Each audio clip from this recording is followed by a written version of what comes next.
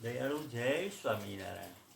આજે આપણે પરમ પૂજ્ય ગુરુજી સ્વામીશ્રીની દિવ્ય વાણીનો લાભ લઈશું. શ્રીજી મહારાજે આ બધા મંદિરો શા માટે કર્યા? સ્વામિનારાયણ ભગવાન આ બ્રહ્માંડમાં પધાર્યા. બાપાશ્રીએ વાતોમાં લખ્યું છે, બાપા કે ભગવાન જ્યારથી બિરાજે ત્યારથી આત્યંતિક કલ્યાણની શરદ ઋતુ ચાલુ થાય. શરદ ઋતુ એટલે શું? શરદ ઋતુ ચાલુ થાય. બાપાએ બીજી વાતમાં લખ્યું કે જ્યારથી ભગવાન બિરાજે ત્યારથી કલ્યાણનું સદાવ્રત ચાલુ થાય. સદાવ્રત. સદાવ્રત કોને કહેવાય? જે આવે જ્યારે આવે એને જેટલા આવે એ બધા એને મફત જમાડે, એનું નામ સદાવ્રત કહેવાય.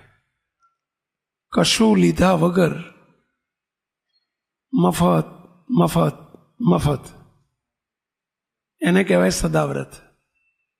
બાપજી કાયમ માટે એક દ્રષ્ટાંત આપે, તમે સાંભળ્યું હશે ઘણાએ, કે પેલા ઘંટીવાળો અનાજ દળવાની નવી ઘંટી કરે ને, માઇક મૂકી અને જાહેરાત કરે એક દિવસ માટે, આજે દળવાનું મફત મફત મફત.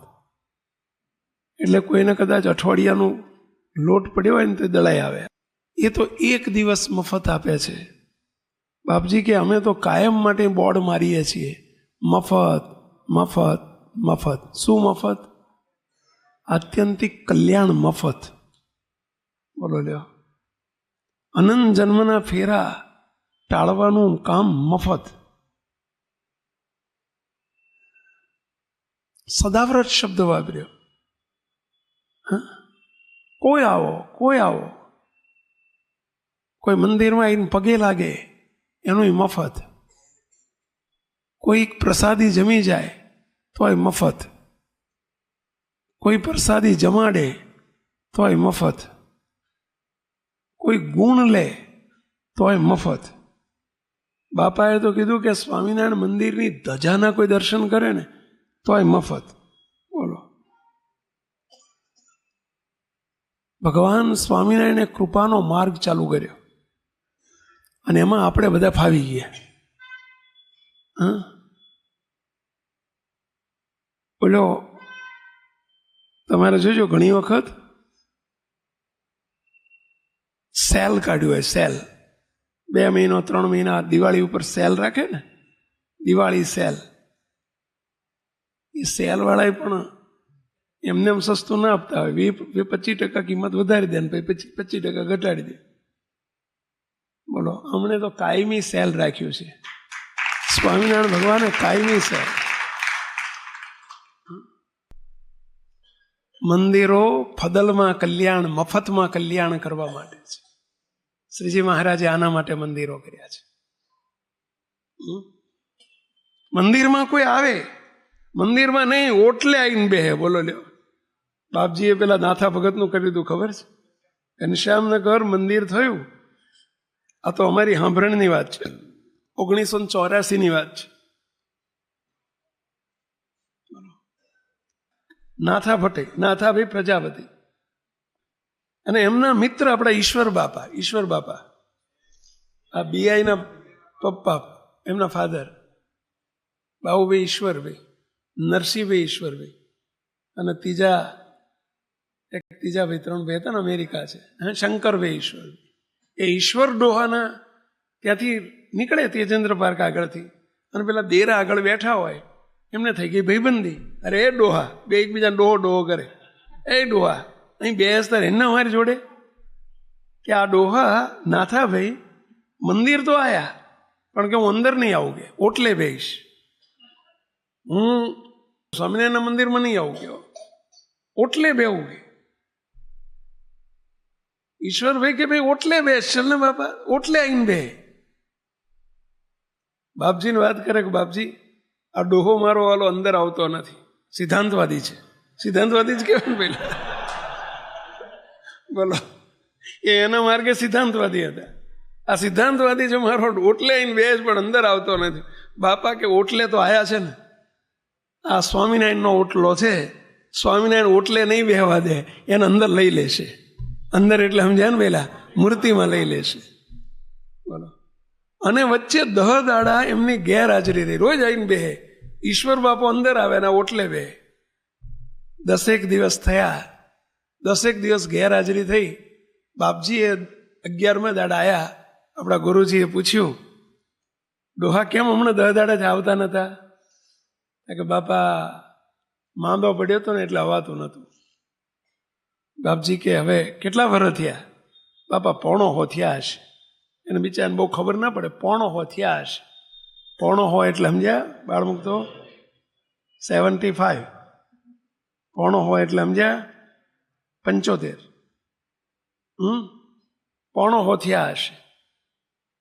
બાપા કે શરીર બહુ લેવાઈ ગયું છે. હા બાપા. બાપજી કે બોલો આવું છે? ભગવાનના ધામમાં જવું છે? ઓલા ડોહાર બિચારાને કે ધામ બામની ખબર ના પડે. અરે પૈસા મને કોણ લઈ જાય કે? બાપજી કે હા પાડો, અમે લઈ જઈએ. બોલો, ઓફર તો જુઓ મોટા પુરુષની.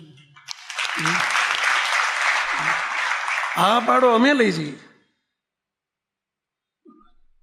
જેના માટે જે પધાર્યા હોય ને પહેલા એમને પૂછવાનું હોય મહારાજને કે મહારાજનું આવું કહું કે ના કહું.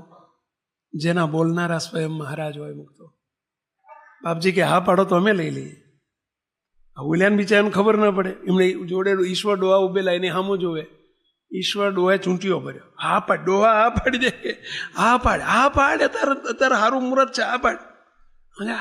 આ તારો બાપો કહે છે કે લઈ જઈએ, તું હા પાડી દે. હવે એને કઈ ખબર ડોહાને પડે નહીં.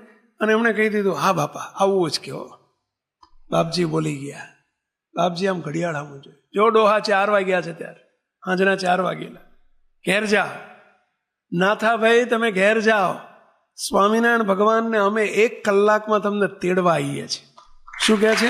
1 કલાકમાં તેડવા આવીએ. આને કહેવાય ફદલમાં કલ્યાણ, કે આવી રીતે મફતમાં કલ્યાણ કર્યા છે. ઈશ્વર બાપા ડોહાને લઈને ઘેર ગયા. ઘેર જઈને ઈશ્વર બાપાએ ઓલા ડોશીને કહેવાય, હે ડોશી, છોકરા ક્યાં ગયા? કે નોકરીએ ગયા છે. અરે આ ડોહાને લેવા આવે છે ભગવાન. જા. હવે ડોશી સત્સંગી નહીં એટલે એમ કઈ હાલીને જવાય ભગવાનના ઘેર? નકામી રાડ્યું પાડો છે કે એમ થતું હોય છે કે અરે ડોહો જાય છે હવે કલાકમાં. અરે જતો હશે હજુ, ડોહો તો હારો હમો જ કે હાજો થઈ ગયો, હવે શું? અરે ડોહો જાય છે, સ્વામિનારાયણ ભગવાન તેડવા આવે છે. ત્યાં કે એમ હાડીને જવાતું હશે. જાય છે મંડ્યા છે કે શું રાડ્યું પાડો છે કે? છોકરાને બોલાવવા હોય તો બોલાવી લો.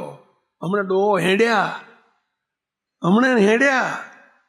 ડોહાને કે ડોહા હોઈ જા, હમણાં આવશે આપણો બાપો તેડવા. અને મુક્તો છોકરા 3 દીકરા હતા. ફોન કર્યો, 1 છોકરો આવી ગયો, 2 ના આવી ગયા. અને 5માં 5 મિનિટ બાકી હતી અને ડોહા એકદમ ખાટલામાં બેઠા થઈ ગયા અને બૂમ પાડે, અરે ડોશી, અરે છોકરાઓ, આ સ્વામિનારાયણ ભગવાન આવ્યા છે, જોડે બાપજી આવ્યા છે અને હું જઉં છું અક્ષરધામમાં. જય સ્વામિનારાયણ. અને આમ મુક્તો આમ ઘડીના 6ઠ્ઠા ભાગમાં, બોલો સેકન્ડમાં જેમ પેલા માખણમાંથી આમ મોવળો ખેંચી લે ને, બોલો શું કર્યું તું પહેલા? ડોહાએ કર્યું તું શું? ઓટલે આવીને બેઠા હતા. ઓટલે સ્વામિનારાયણનો ઓટલો આટલું કામ કરતો હોય તો સ્વામિનારાયણનો રોટલો કેટલું કામ કરે, વિચાર કર. ખાલી ઓટલો આટલું કામ કરે. સ્વામિનારાયણ ભગવાને કેવા કેવા કામ કર્યા છે તો, અને કરે છે. મહારાજ કર્યા એમ નહીં, આજે પણ કરે છે. આપણે પ્રસંગ સાંભળ્યો છે કે સ્વામિનારાયણ ભગવાનની આજ્ઞાથી સંતો વિચરણ કરતા કરતા જ્યારે ઉત્તર પ્રદેશની અંદર જ્યારે વૃંદાવન પહોંચ્યા, વૃંદાવન, અને વૃંદાવનમાં બહુ મોટા શેઠ લાલા બાબુ હતા, જેમનું બીજું નામ હતું લક્ષ્મીચંદ શેઠ. શું નામ હતું? મુખ્ય નામ હતું લક્ષ્મીચંદ શેઠ, પણ બધા એમને શું નામથી ઓળખતા? લાલા બાબુ. બાપુ નહીં હો, લાલા બાબુ. એ નામથી ઓળખે. બહુ સુખી હતા, બહુ પૈસાદાર હતા. એમણે વૃંદાવનમાં શ્રીરંગદાસજીનું, શ્રીરંગ ભગવાનનું મંદિર બનાવડાયેલું અને 7 કરોડ રૂપિયાનો ખર્ચો કરેલો. કેટલા? 7 કરોડ. એ જમાનાના હો. મંદિરમાં આખો એક સોનાનો વિજય સ્તંભ રોપેલો. એનું કિંમત હતી 7 કરોડ. એ જમાનામાં 7 કરોડનું મંદિર બનાવેલું અને બહુ મોટું સદાવ્રત ચાલુ કરેલું. એમની માળવાની અંદર, મૂળ ગામ એમનું માળવા, એ ઉત્તર ભારતનું માળવા, અને વૃંદાવનમાં ને લખનૌમાં એમની પેઢીઓ ચાલે. અને એમને 7 કરોડનું સદાવ્રત ખોલેલું. કેમ? એમને કે દીકરો નહોતો, ઘરમાં કોઈ વાપરનારું નહોતું, દીકરો દીકરી કશું નહોતું. એટલે ભગવાન અર્થે સદાવ્રત ચાલુ કરેલું કે મારા મોક્ષ માટે થઈને એમણે સદાવ્રત ચાલુ કરેલું કે કોઈ સાધુ સંત આવી જાય અને કોઈ સાચા સંત જમી જાય તો મારો કલ્યાણનો માર્ગ ખુલી જાય, એવા હેતુથી એમણે સદાવ્રત ચાલુ કરેલું. હવે બન્યું શું સાંભળજો. હવે સદાવ્રત ચાલુ કરેલું, હજારો સાધુ, વૃંદાવન જેવું એટલે તીર્થધામ કહેવાય. તીર્થવાસીઓ ત્યાં આવે, જે આવે બધાને જમાડે સદાવ્રતમાં. સંકલ્પ એક જ હતો, કોઈક સાચા સંત જો આવી જશે, ભગવાનના મળેલા સાધુ આવી જશે અને જમી જશે તો મારો બેડો પાર થઈ જશે, તો મારું કલ્યાણ થશે. આ 7 કરોડનો કરેલો ખર્ચો મારો લેખે લાગી જશે. કોકની તપાસમાં, કોણ કોક એ ખબર નથી, પણ કોક આવી જશે. કોક અજાણે કોક આવી જશે અને અજાણે જમી જશે તો મારો બેડો પાર થઈ જશે. મુક્તો પૂર્વે કોકને હોધવા માટે મથ્યા છે અને આપણને કોકે આપણને હોધી લીધા છો. આ કોકે બોલો જો આપણને હોધી લીધા છે.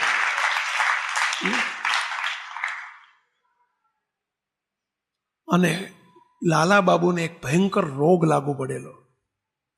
એમને મગજની અશાંતિ બહુ રહેતી હતી. છેલ્લા 5 વર્ષથી ઊંઘ નહીં આવેલી. 5 વર્ષથી દિવસે કે રાત્રે ઊંઘ જ ન આવે. તમે એક દિવસ આપણને ઉજાગરો હોય પહેલા તો તે જોજો માથું ચડી જાય. એક રાત હોવા ન મળ્યું હોય ને તો એ હેડેક થઈ જાય. 5 વર્ષથી ઊંઘ નહીં આવેલી, કેવી બેચેની હશે. સદાવ્રતમાં રોજ 2-4 દિવસે પૂછવા જાય, કંઈ તકલીફ નથી ને, કંઈ તકલીફ નથી ને.